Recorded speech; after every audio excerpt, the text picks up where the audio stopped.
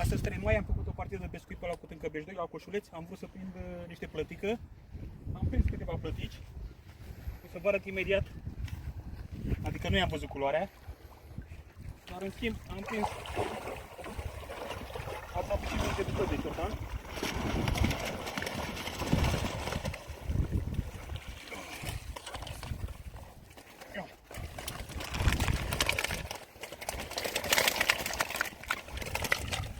Pescuit exclusiv la Coșuleț, cu nada de cu apă.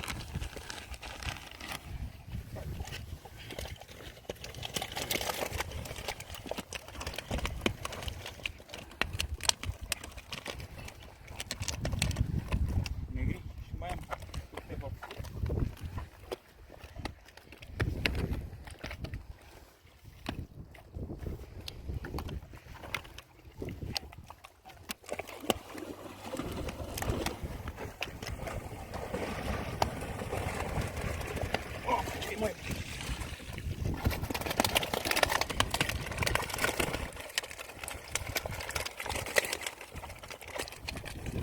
Deci am prins, cred că și astăzi.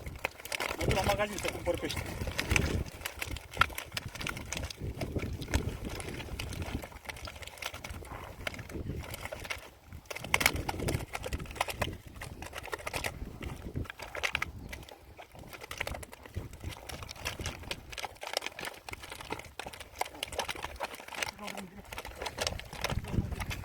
Nu mai încap eu. Ia uite ce e aici.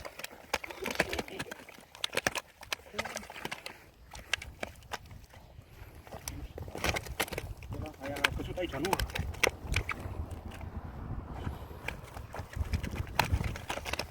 Cam atât s-a putut. Deci, tenii ăștia sunt de bele. Dau drumul de aici.